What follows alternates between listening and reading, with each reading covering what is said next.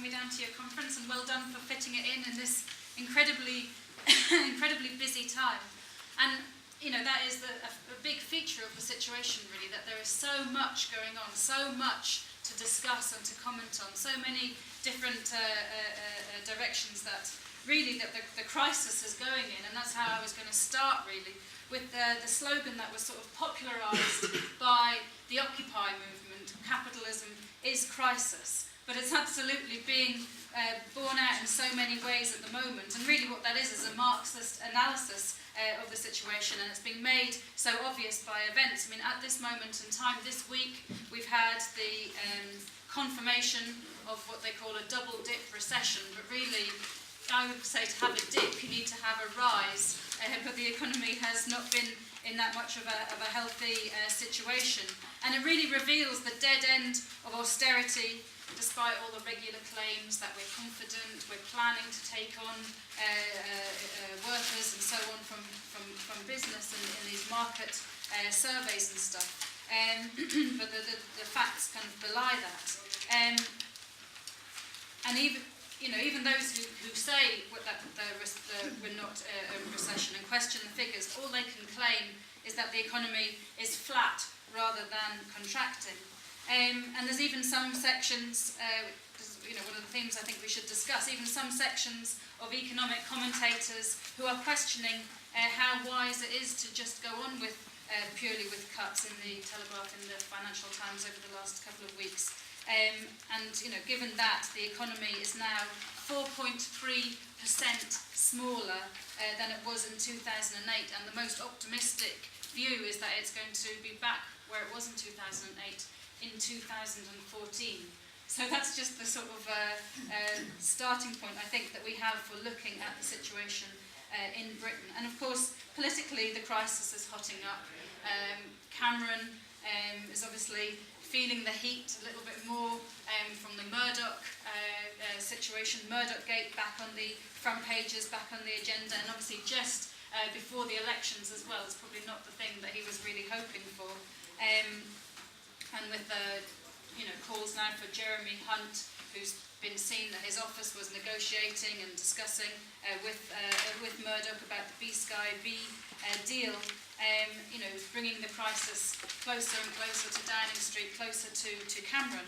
And it looks, just by way of kind of initial introductory headlines, like Labour is potentially going to make gains on the basis of the growing hatred and rage against the condemns, but it's not in an enthusiastic way. In London, we're seeing Ken, who should be, anybody should be able to beat Boris kind of hands down, and particularly where he's putting forward some kind of a programme. He's not necessarily got it in the bag, and I'll come back to that, but I think it says it all, really.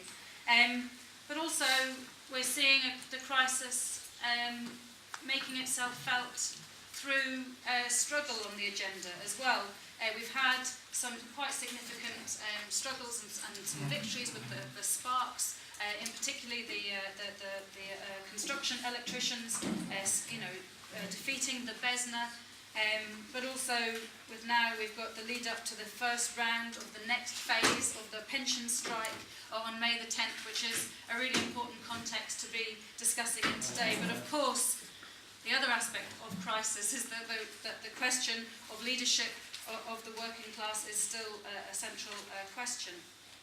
But it's impossible to look at Britain without looking at the international situation.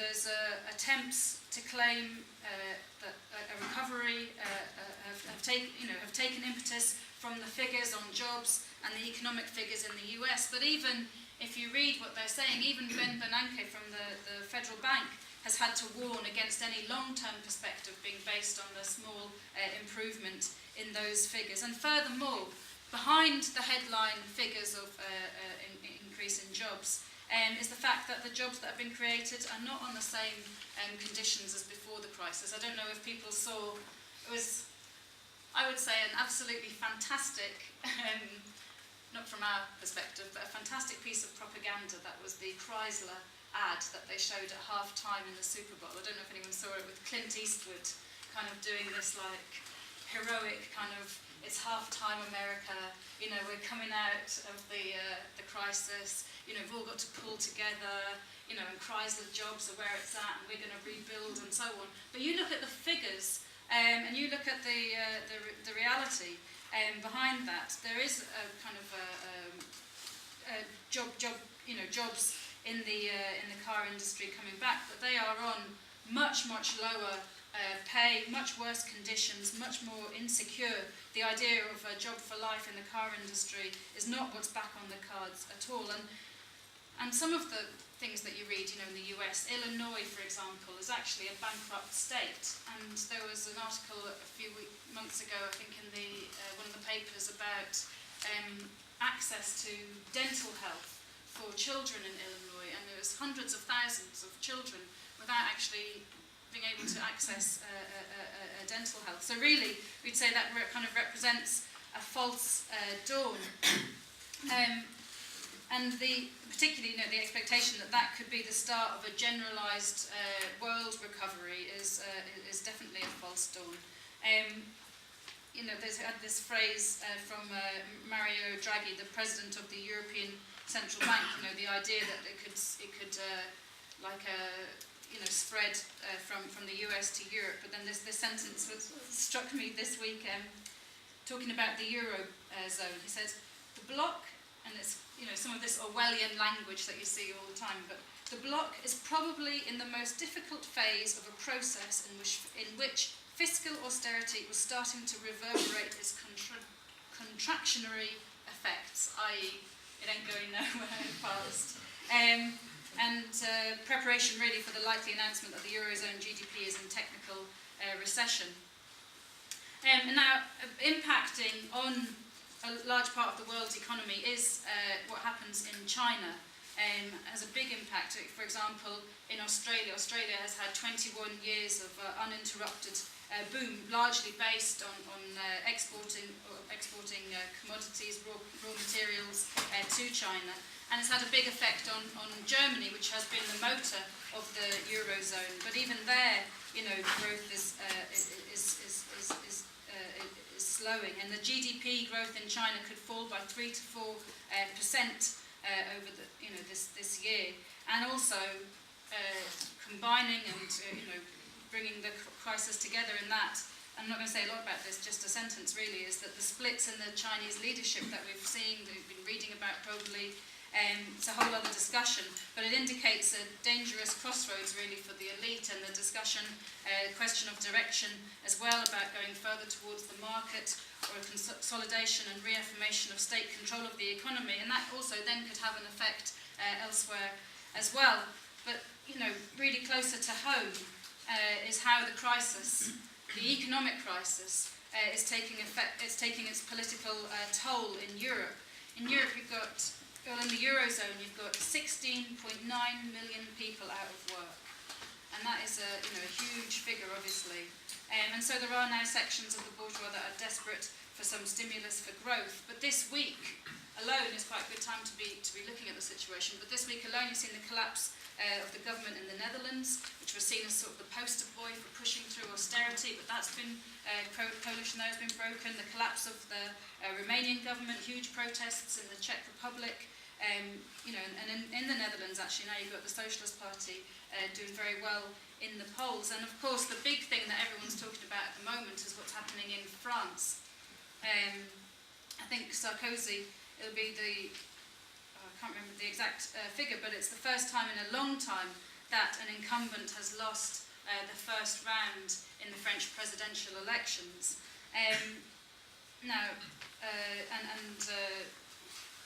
think seems to be a massive mood amongst the working class, the youth, to get rid of Sarkozy, and obviously Francois Hollande from the ex-Social Democratic Socialist Party, kind of new Labour Party, has been in large part the vehicle, will be seen as the vehicle to do that in the second round.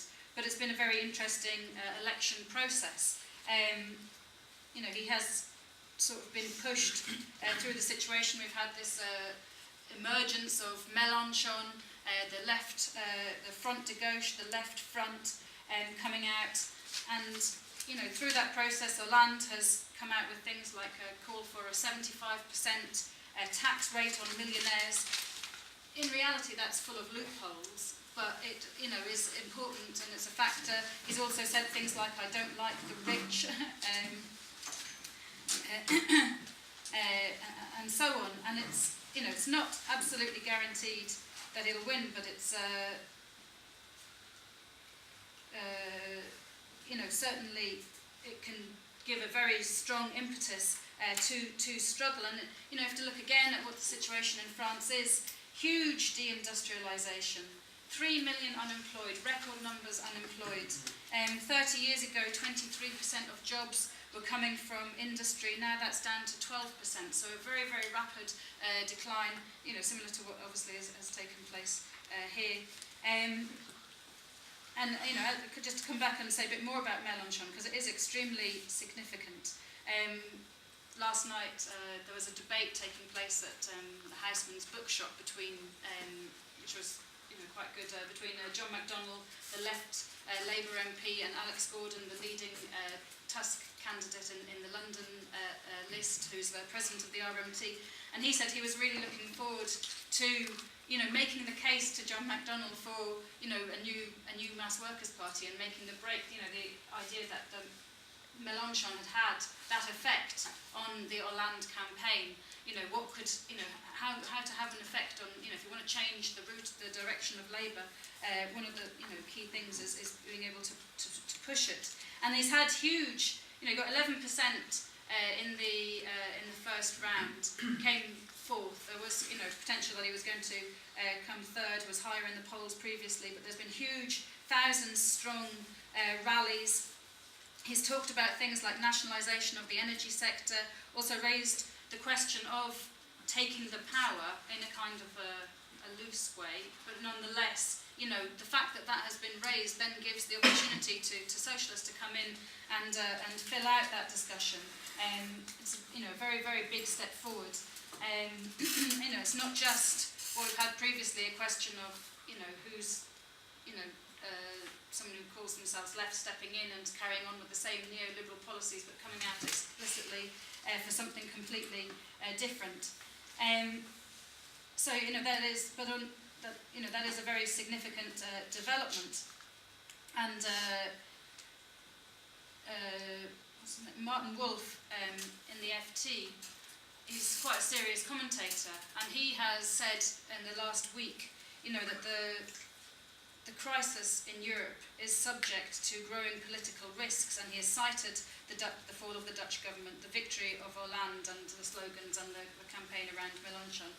And he wrote this week a sentence which I think is very significant, as kind of like something that, you know, the context in which we look at the general perspectives in the situation, that the street might overwhelm the establishment. And I think, you know, that is very, very, very significant.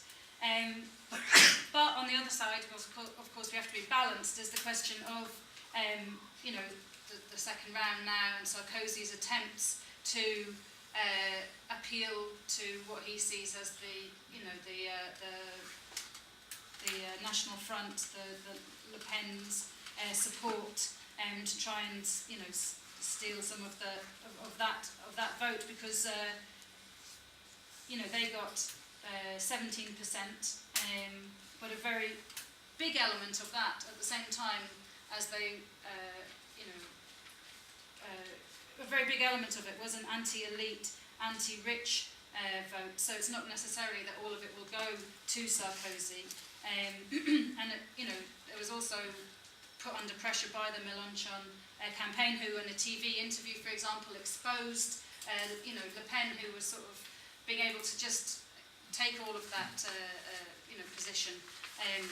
But the kind of anti-elite situation, Mélenchon was able to expose you know, the fundamental pro-rich, pro-system policies of the Front National. Thank you. And you know, the far right and nationalism is a factor in the situation. I'm not going to say a great deal about it, but I mean, the other night on Question Time, I don't know if people saw it, it was very good that we had a question come from, from Tusk. If you haven't seen it, it's on the Socialist Party website. But there was also UKIP on the platform, because they always get a platform. And, they are, with the Euroscepticism and so on, able to sort of, but also to present themselves as kind of anti-corruption, which is absolute rubbish, but they do present themselves as that, given the hatred of the main parties. And just very, very briefly, because I need to move on to the situation here, but just very briefly, just a headline, and maybe people will want to come into it, but we have seen, the continuation of programmes of general strikes across Europe, in Spain, in Belgium, in Portugal, and of course in Greece with over a dozen general strikes, 3 or 48 hours, posing, that is what is informing Martin Wolf when he says, that the pressure will come to bear on the pro-austerity, only austerity governments. But those strikes are still largely protest strikes, rather than, posing the question of power. But there is discussion, and the comrades in Spain have said that, the idea of sort of the need for a sustained campaign is being discussed, where we've raised the escalation to a 48-hour general strike. It has had an echo. And then in Greece, just very, very briefly, obviously there's been this huge movement, which we've discussed many, many times. But there are now the elections taking place next week on the 6th of May. And, just to have a snapshot of the crisis of the crisis of legitimacy of the bourgeois political parties, you've got PASOK and New Democracy have actually seen their support in the polls halved from the 77% that they got in 2009. It's yet to be seen what happens with the left parties, because they have been up quite high at 30 or more % in the polls. It's the KKE, the CP there, and Syriza. But there's also problems posed by the splits in the left in Greece, and that has made them not solidly able to consolidate that support. So it's yet to be seen what will happen. And again, the far right is a factor there. But of course, we have to discuss the Eurozone itself, the perspectives for that. And I think it's significant just to by starting off on that one of the there's a referendum in May in Ireland on the fiscal austerity pact, and obviously the Irish section of the CWI is leading, the No campaign, No to austerity there. But last night, where the Irish trade unions have been they've massively sold out the struggle really over the last few years. One of them, where we've got some influence, came out for the No vote yesterday, which is very significant. And although the polls show a slim majority in favour of because of the fear factor, it's yet to be seen. And a No vote in Ireland could have massive repercussions throughout Europe, as also could Sarkozy, of course, being kicked out. And so, that you could have those things coming together in the next month as a major blow to the project. But at the same time, we have to, it's our perspective that there is going to be a breakdown of the Eurozone with Greece or Ireland or Portugal, or one of them or more being kicked out. But also, in those countries you can see that there is not a clear wanting to come out because of the fear of isolation, the idea that a small country can't go alone, they've got weak economies and so on. But also at the same time you've got some nationalists sort of putting an emphasis, even on the left actually putting a nationalist emphasis of come out and we'll be able to fight austerity by ourselves. The idea that leaving the euro could return sovereignty and so on. So we've got to put our own socialist perspective on that. We've got to emphasise that the working class has to resist austerity, that the EU is a capitalist organisation that is the mechanism for austerity to be imposed and must be resisted. Also that it will break, and then so what programme do we put forward? That nationalisation of the banks has got to be emphasised, a programme of public works to create jobs, of capital controls as well in that situation, and also, in those small countries, the need to talk about a socialist confederation, cooperation between them. But that's something that we can discuss. Europe is relevant to the discussion in Britain because Osborne, whenever he gets a chance, he's either blaming the previous Labour government or the situation in Europe for the situation here. But it's absolutely clear that the cuts are a disaster. And it's not just us that are saying it, it's not just working class people that we meet in the campaigns and on the street and in the workplaces that are saying it. There's also warnings coming that it's in the Telegraph this week that austerity being pursued as an article of almost religious faith by the Euro elite is risking a popular backlash, and again, citing what's happened in France and